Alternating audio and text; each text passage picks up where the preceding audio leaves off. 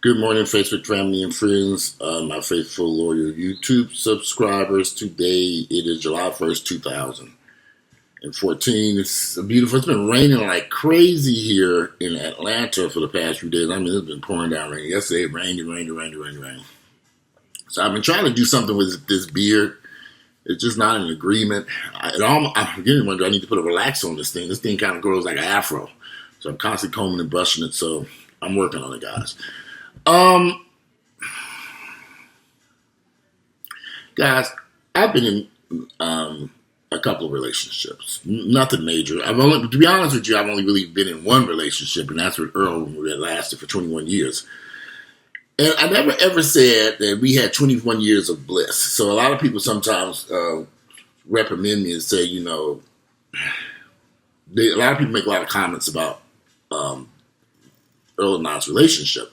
No relationship is easy. And I've said this a million times. I don't care if it's a relationship between your mother and a mother and her son, a mother and her daughter, a father, any type of relationship that involves two human beings, me and Earl, you're going to have issues and problems. So I'm not going to ever try to paint this picture that me and Earl everything was just honky-dory and we were just laughing and having a good damn time for 21 years. That'd be a motherfucking lie straight out of hell. So I would never ever tell anyone or mislead anyone to believe any of that type of shit. Now, what I can say about Earl and our relationship, you had two people who agreed to sit down and try to figure out something to work together. We had a construction company together. It was not easy renovating homes together. We did a lot of things that financially helped us together. And let me say something. I would never, ever be in a relationship without a man who cannot financially come to the table or sit down. If we could come up with a game plan to work together to achieve something. I have a lot of my friends who are in these relationships with these guys.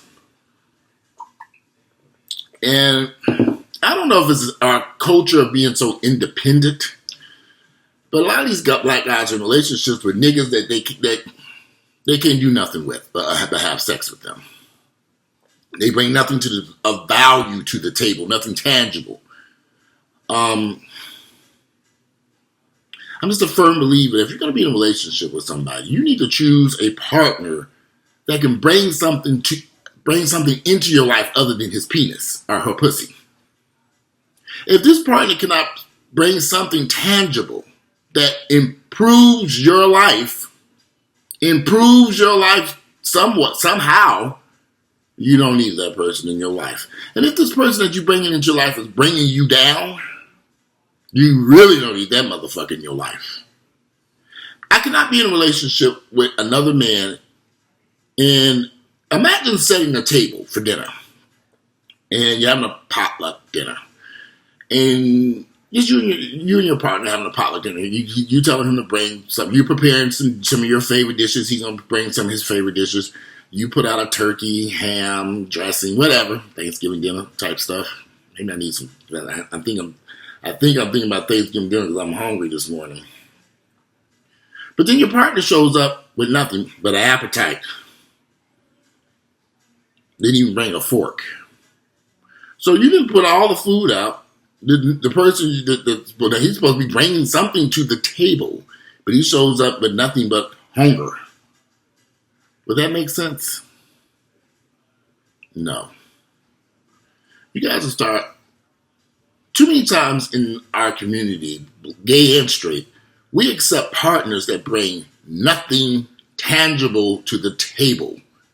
And it could be because we so caught up in this independence mess that you don't need somebody to bring something to the table. But you do need somebody to bring you something to that damn table.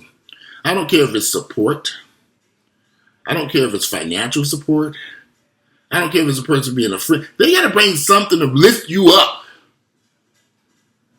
If they're not lifting you up, whatever they're bringing to the table, if it's not lifting you up and helping you live a better life, you don't need that motherfucker in your life.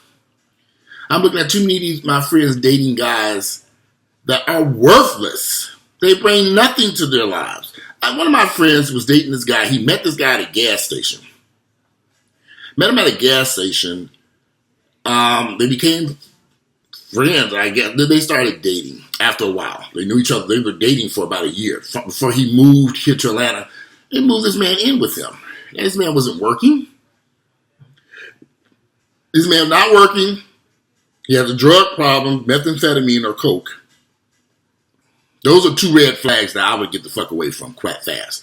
When he found out that man didn't have a job, was living from pillar to post, sleeping on people's couches and stuff, he's a very attractive guy, but goddamn, you don't have a job, you don't have a place to stay, you moving from couch to couch to couch. Now, my friend who moved here, very handsome guy, hard worker, decided he gonna get an apartment and bring this bum into his life. He should never have done that. He thought he thought he was gonna be helping his brother to lift him up. Huge mistake.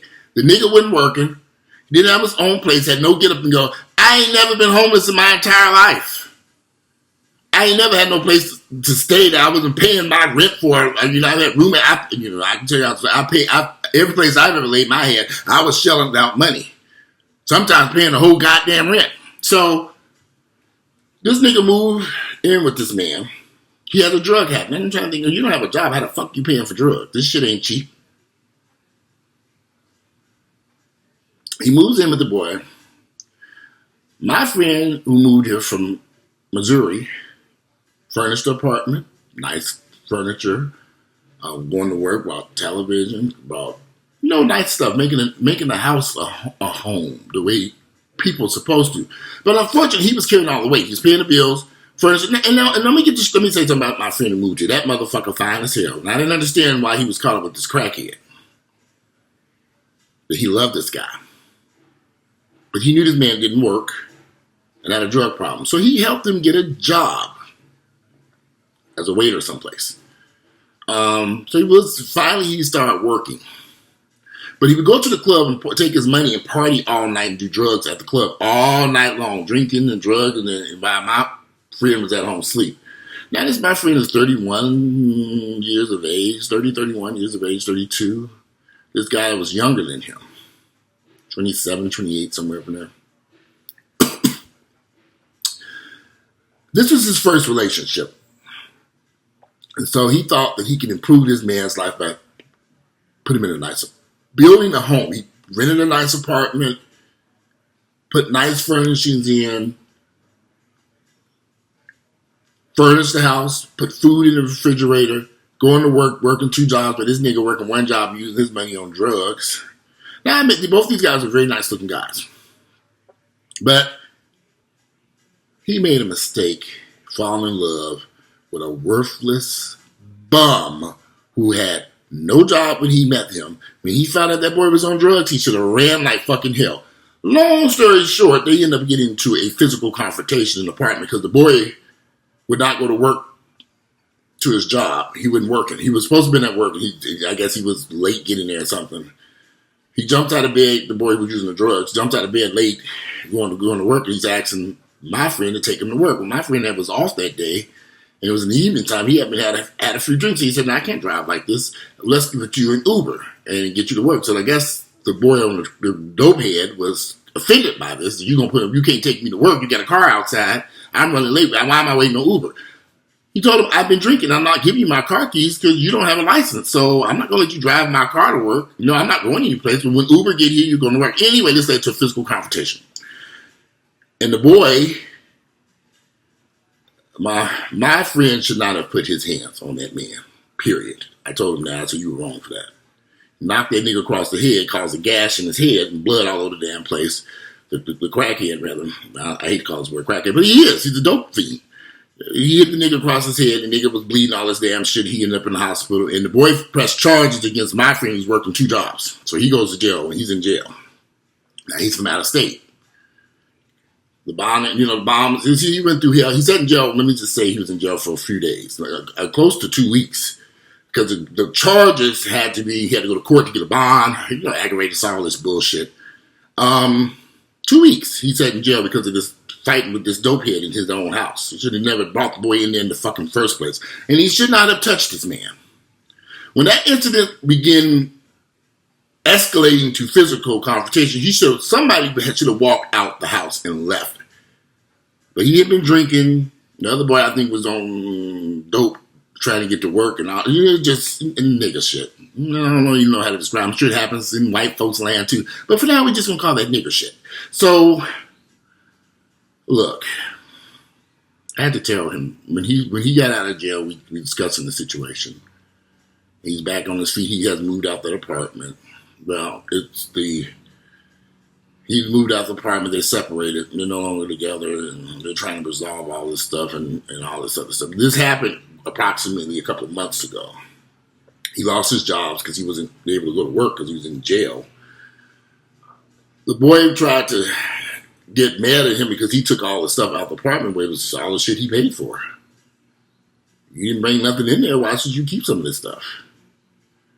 Now my buddy's trying to move on with his life. He made a mistake. He got with a guy that had nothing, could offer him nothing, could give him nothing.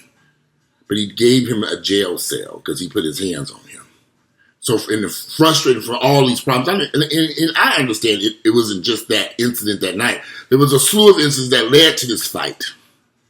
It escalated to this. And my buddy should not have. He said he was disrespecting. I'm like, dude, you should not have touched him. You should have walked out and let that fool sit there and complain and waited till that Uber driver got there, picked his ass up and took that nigga to work. And y'all would listen to none of that would happen. You should just walk up the street. The Uber guy was on his way there.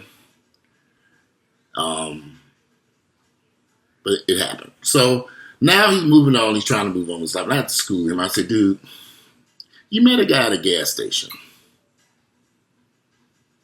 that walked up to the gas station. You didn't even, you just moved here. I don't think he was living here. He was living here when he moved when he met this boy. He had just moved here. So, you met a guy at a gas station who walked, mind you, the nigga walked up to the gas station. I ain't walked up to the gas station since I was in preschool. Maybe high school. I don't do much walking around Atlanta. It's hot out here. I ain't about to walk. I need to do some walking. But anyway, he met this man who didn't have a car, walked into a gas station.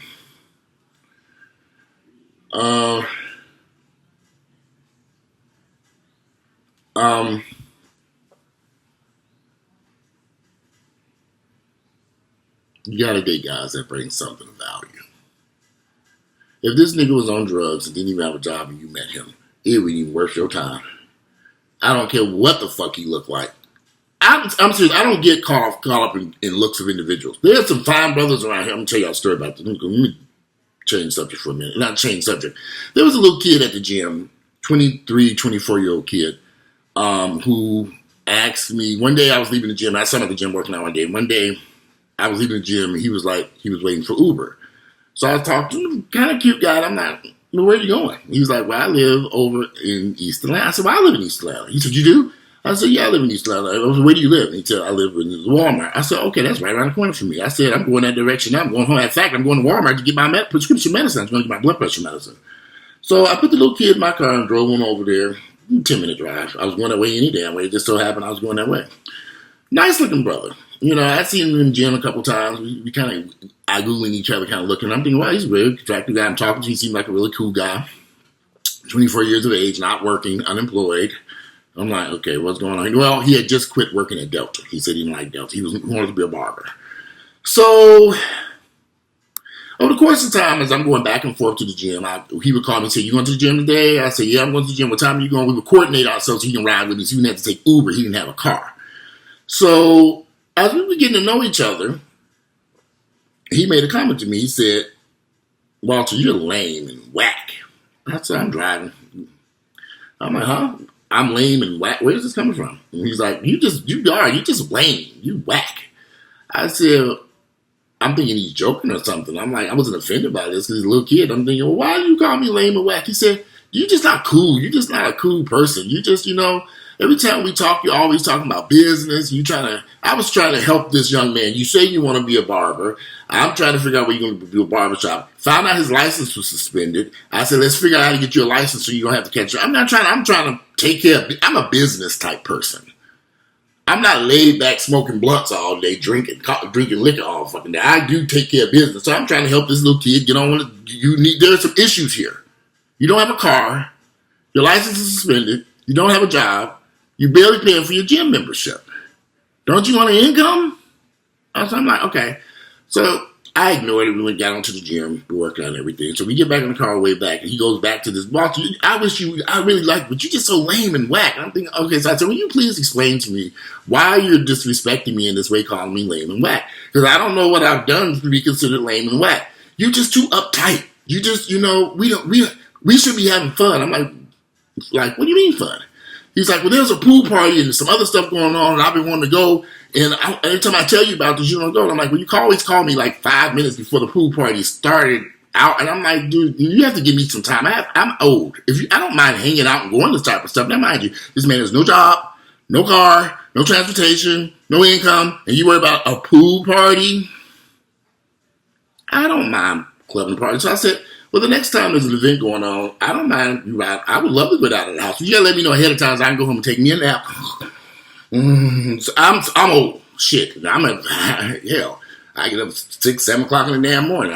By the time the pool party get 8, 9 o'clock at night, I'm ready to go to bed. 6, 7, whenever these pool parties. There was some events he wanted to go to, and he called me, and I just wasn't interested in going. I'm like, dude, I'm 47, you 24. It's a whole different group of people.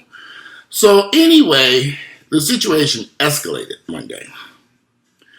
I picked him up. We went to the gym. Get around into the gym. He jumps out the truck and he heads upstairs. So I'm down there drinking my little pre-workout, eating a banana, finishing my stuff, finishing up some text messages before I got into the gym. So he jumped out of the truck and said he was going on in. So I said, go ahead. Actually, he told me he was going to Publix or something. He was going to get something to drink or something. So we went upstairs to the gym.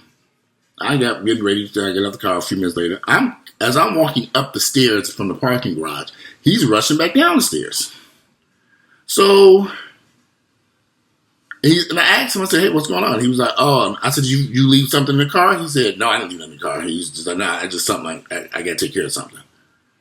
So he's going back down the stairs, and I'm going up. So I kept going on up. I didn't think anything about it. I'm thinking he's going back down because he could have went back down the stairs and go. He said he had told me he wanted to go to Publix.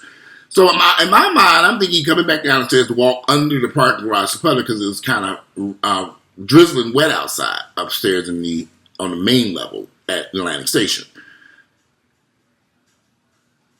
Come to find out, when he went into the gym to scan his barcode, his membership had been declined because he didn't have the money in his account to pay the $30 for the gym membership. Now, I don't read minds. You came down the stairs. I'm asking you what's going on. Did you leave something in the car? He should just stop and say, Walter, I don't have the money for my gym membership today, and they won't let me in. And the person who didn't let him in was some gay guy that I knew. I could have got him into the gym.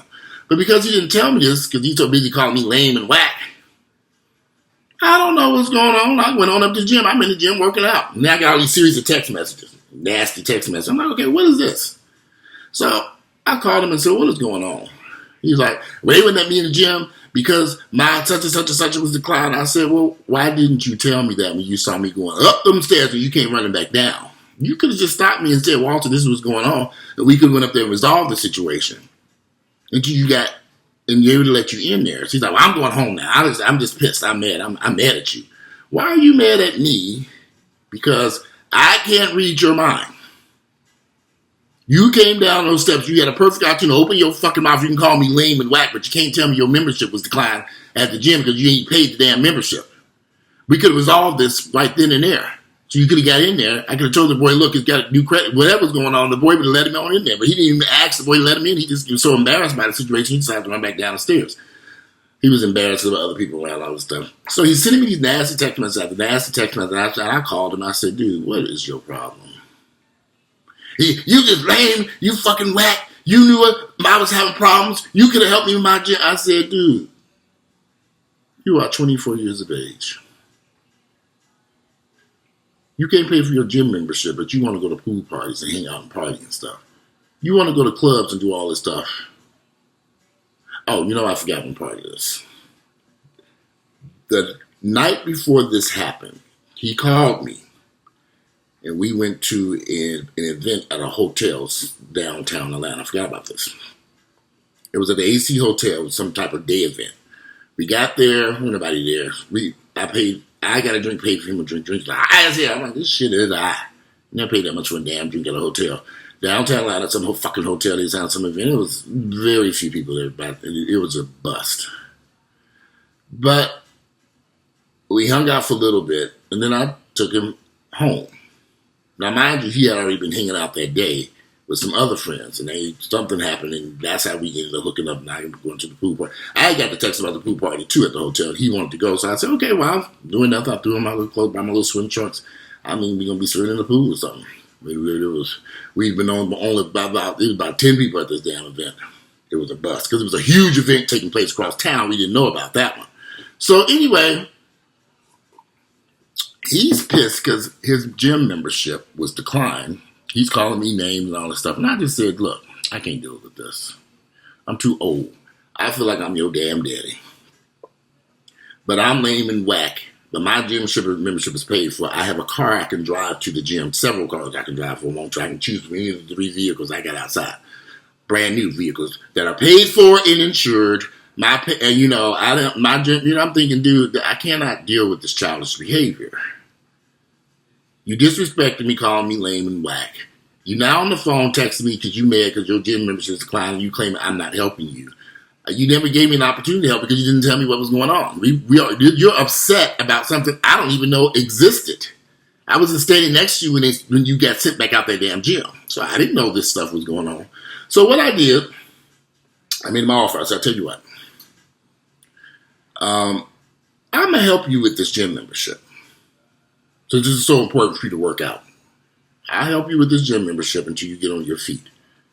That wasn't good enough for him. I said, okay. He wanted me to help him with his gym membership, help him catch Uber here, there, and everywhere till he can get to some barbershop because he said he was having difficulty getting to these places, these barbershops to interview or do something. He needed help getting he had a license or something. It was just a bunch of stuff he wanted me to. He sent this list of stuff that I can help him with. I said, I don't mind helping you with the gym membership, and I don't even mind possibly because you live right next to me. I don't have a problem with running you to a barbershop if you're looking for a job or something like that. But the rest of this shit you have on this list, I am not doing. I am not your daddy. I'm not doing all this rest of this stuff. I'm not going to pay for you Uber till you can go place to do stuff. No, that ain't happening. So he's like, that's why you so lame and whack. So I probably reached over my phone and blocked his ass. So I'm tired at this point. I'm trying to work out all this shit going on. I didn't sit down on the bench trying to resolve this issue. I blocked his ass because he just kept sending text after text after text. So I blocked him. I said, enough, I'm going to work out. I completed my workout, got dressed, took a shower, went on home. When I got home, I unblocked him and said, I'm at home now. He texted me back, well, I'm at the gym. I'm still at the gym. I said, wait on you. I said, why are you waiting on me at the gym? I have no way to get home. I said, but look, I thought you said you left. I didn't leave. I didn't have a place to go. I was just sitting outside. I said, see, all this time when I was working at the gym, you actually sitting outside Atlantic Station. Yeah. Now I'm back at the house. Mr. Lame and Whack is back at home laying on the couch watching TV. It's 7, 8 o'clock at night. You've been sitting out there all this time? You never came into the gym and said, you still sitting out here, you need to ride back home? I was not about to go back over there to get him. I was not. So he's texting me, you left me, I need to the only way there, I don't have any money, blah, blah, blah, blah, blah, blah, blah, blah, blah, blah, blah. So I did have to go back that direction later on to take care of something, meet somebody and do something. So I said, well, I'll be back that way in an hour, and I'll drop you back, pick you up and drop you off at home. He said, fine. So that's what I did. I went over there, met who I had to meet near the live station, picked him up and dropped his ass back home. But after I dropped him off, I was done. Because he wasn't bringing any value into my life. I'm just giving you a drive to the gym. I don't have to go through all this drama. I'm not your daddy. So he went back on the block list. So somehow or another, he's gotten hold of my Facebook page. Let me end the story. This is 25 minutes into this. So he's been sending message after message after message after message after message after message after message after message after message after message. I have not responded. And I'm not going to smile. I can't be bothered with niggas who ain't got shit going on in their lives. And this video is a lot longer than I wanted it to be, 25 minutes. I'm about to get out of here. And guys, y'all need to start dating and being with people who offers me something. Can't be bothered with these bums. That young man, that 24-year-old kid, was a bum. He lived in his parents' house. They want him out of there. He had a job at Delta. He didn't go to work. He didn't want to work the job at Delta, but he'd rather party and go to clubs and pool parties and all this other stuff and have somebody pay for his gym membership because he wants to be some elite barber. He said he's some type of barber. Cuts hair very well, but that ain't got nothing to do with me. I've done all, just let me end this video because this is a lot longer than I thought. I'm out of here. I'll see you all, and I'll finish the story later. You all, today is July 1st, 2017. Get out and enjoy your Saturday.